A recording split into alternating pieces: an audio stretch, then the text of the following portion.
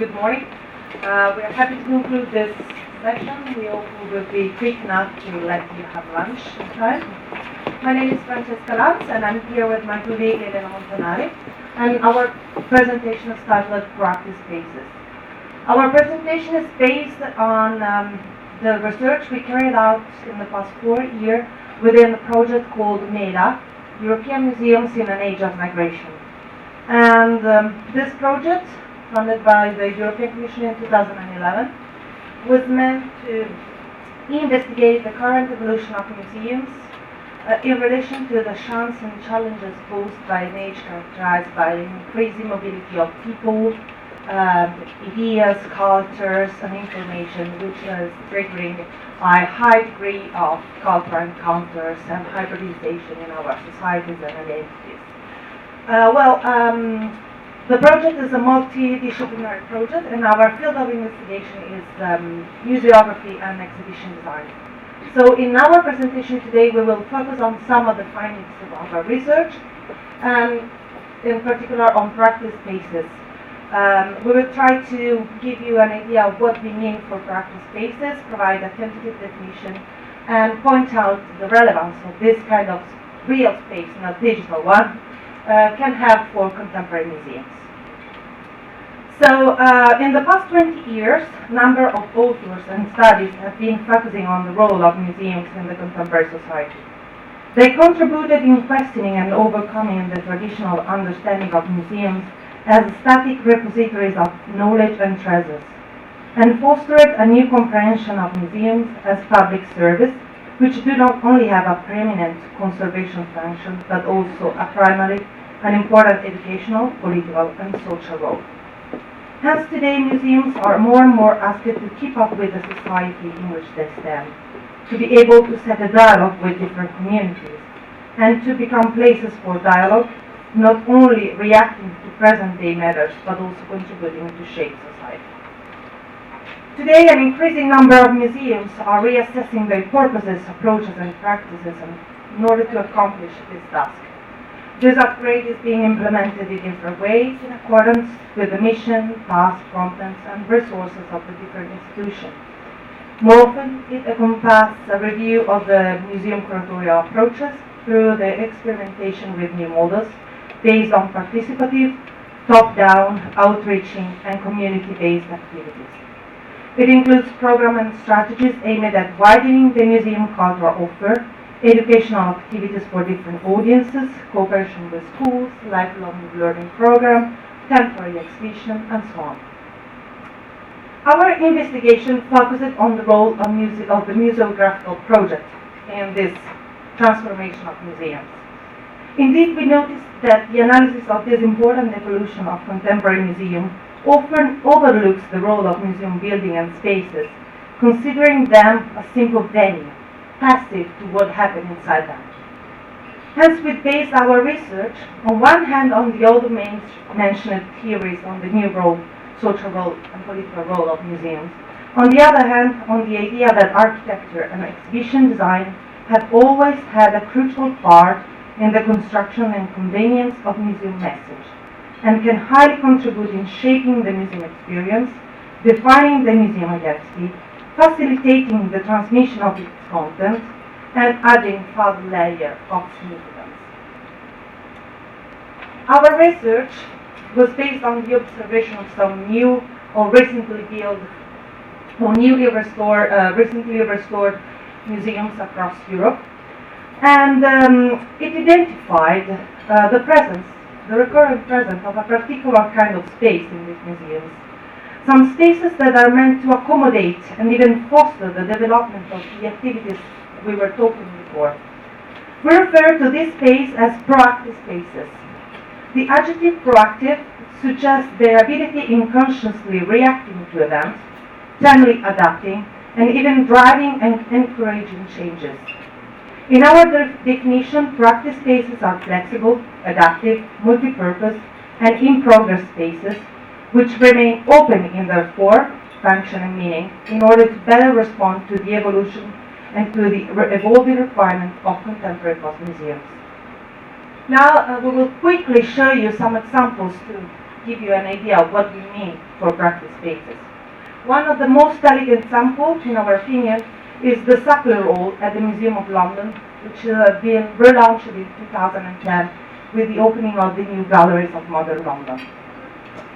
The Sackler Hall is a new museum space located in the place previously devoted to the Lord Mayor stagecoach, which was one of the masterpieces of the museum. This space had a cardinal position along the museum visit flow, but it was a pretty dark space. Wilkinson Eyre, that are the architect entrusted of the architectural project, removed the ramp connecting the museum's two levels, the one you can see at the bottom, replaced it with a step in the northwest corner, and redesigned the facade to the inner garden, bringing light inside and opening new views on the surrounding building. Situated in this improved space, the Sackler Hall is a luminous double-high room, which can be viewed immediately at the end of the upper gallery, and in general from several different points along the exhibition path. It is characterized by a 45 meter suspended elliptical curtain. At one side of the hall there is a bank of computers that allow access to the digital collection of the museum and the archives. It has some relaxing booth, a cafeteria, and an area for a temporary exhibition on London creativity. The black curtain and the plasma screen display information and video artwork commissioned every 2 years by the museum in partnership with Film London. The Sackler Hall basically is a hybrid multifunctional space with a highly adaptive character, able to support and nurture the different activities which might take place here. Another example is represented by the Tanks, the well-known performance and installation space at the Tate Modern in London, designed by Herzog and de Meuron as part of the wider museum enlargement project. These spaces are directly accessible from the Turbine Hall, the main hall of the Tanks, and they are organized around an atrium, serving as a new ticketing and information area as well as an additional polyfunctional space. The tanks are underground, broad space characterized by unpolished concrete walls and ceilings that conserve their original patina and bear minimum partition.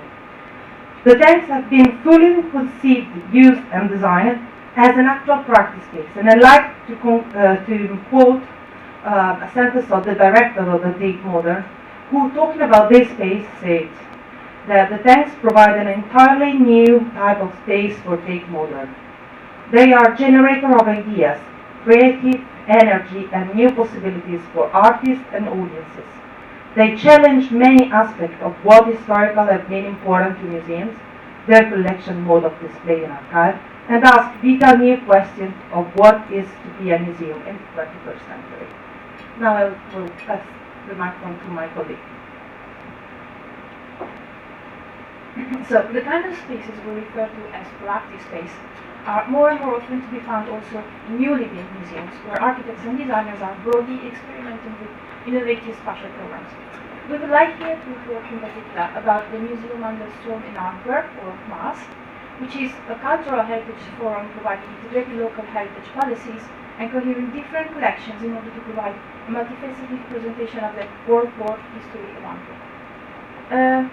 The museum was inaugurated in 2011 and designed by Dutch architects Neufling Strijek and as a landmark with an iconic monumental form, a 10-story high tower that is characterized by a very particular spatial layout, connoted by a clear distinction between what we may call served spaces, this is to say the galleries that are enclosed within large black boxes dedicated to specific themes and exhibits, and what we may call as servant spaces. This is the horizontal and vertical distribution spaces that develop around the escalator. Now, these areas do not merely operate as connection spaces, but rather they are conceived as an additional active space for the museum, provided with a specific and complex identity and even a name to pull it off. Corridors and stairs in MAS are conceived as living public places, cohering the functions related to the mobility from one gallery to another, to the display of temporary short-term temporary exhibitions, or the organization of educational programs or cultural events.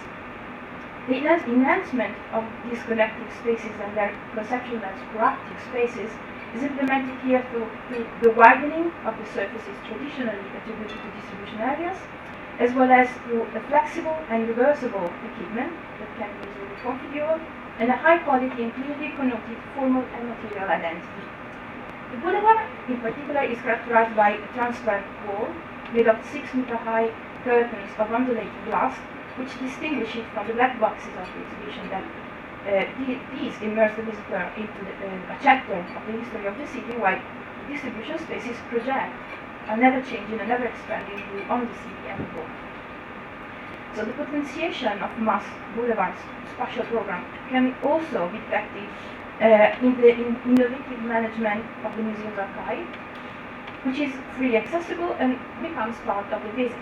The visible storage, as you can see in the picture, was designed as a sequence of open view storerooms that are not only meant to preserve the exhibition objects that are not being displayed, but also operates as an exhibition area and especially dedicated to the outcomes of participative initiatives. Mass Boulevard then culminates in the panoramic terrace on the 60-meter high rooftop, which is meant as a public place that is integrated, wants to be integrated with the cultural life in Antwerp. The way to the roof and the crossing of the boulevard are free, and they remain accessible in a daily extended range of hours, since the boulevard is open until midnight, while the exhibition areas usually close at 5. These special management strategies were conceived to further enhance the connection between the museum and the city, and to foster the merging of museum places and activities with urban spaces and sociocultural dynamics.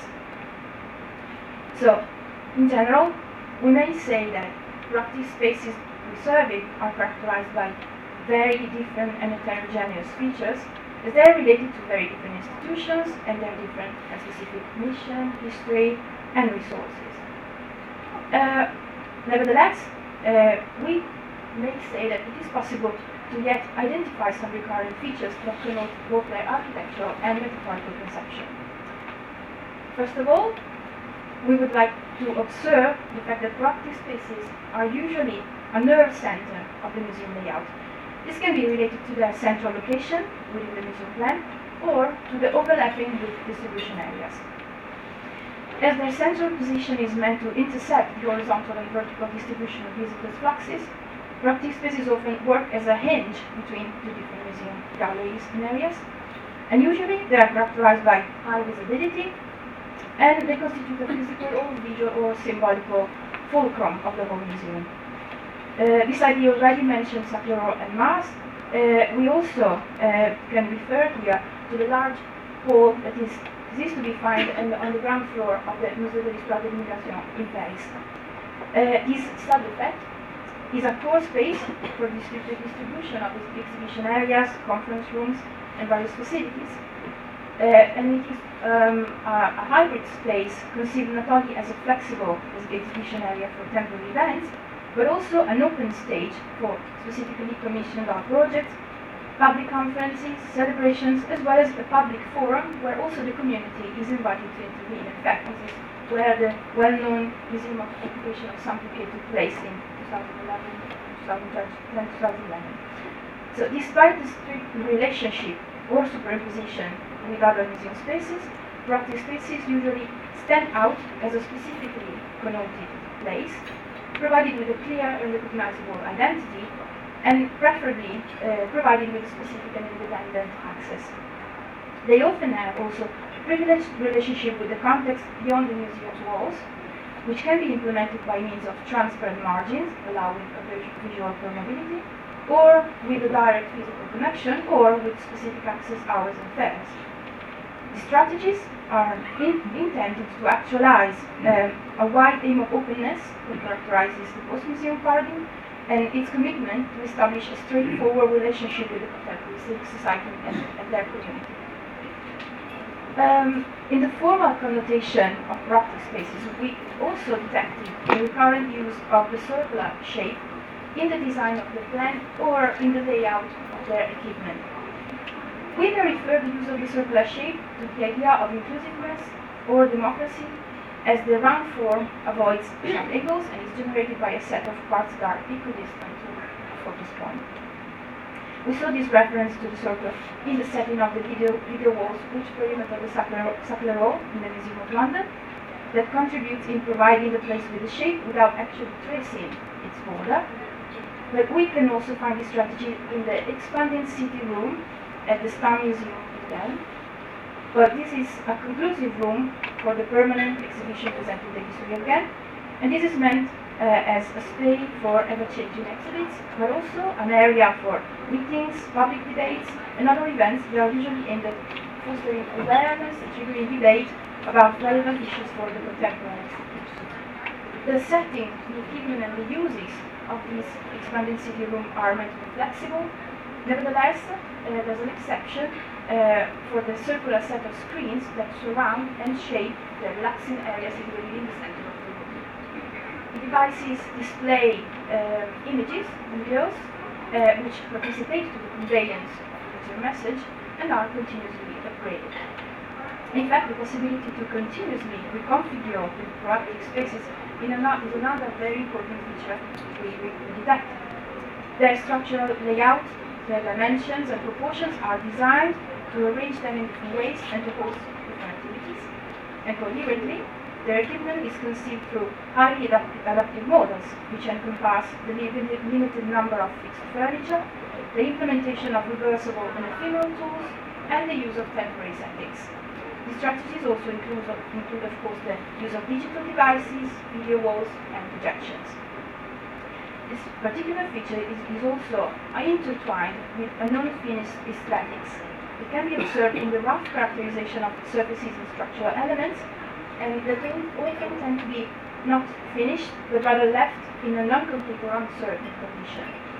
This issue can be observed, for example, in the tanks at Tate Modern, as well as in this white tunnel at Galleria di Piedi Castello in Trento. This institution originated from the conversion of two disused highway tunnels into a cultural venue.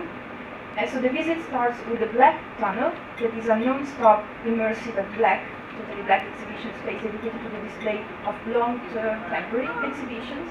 And then the visit prosecutes throughout the white tunnel, that was conceived as an operative space, hosting temporary installations, implementing the contents of the black exhibition, a specialized library offering a typically rented collection, and at the same time various activities promoted by the local communities, such as conferences, public debates, or short-term temporary exhibitions. This space was indeed conceived as a platform to give voice to the local population, as well as an instrument to allow them to actively participate to the production of culture. Because of its ever-changing functional program, the white tunnel was only painted with white and left in its original rough state, since it is continuously reshaped and redressed with new physical or metaphorical layers.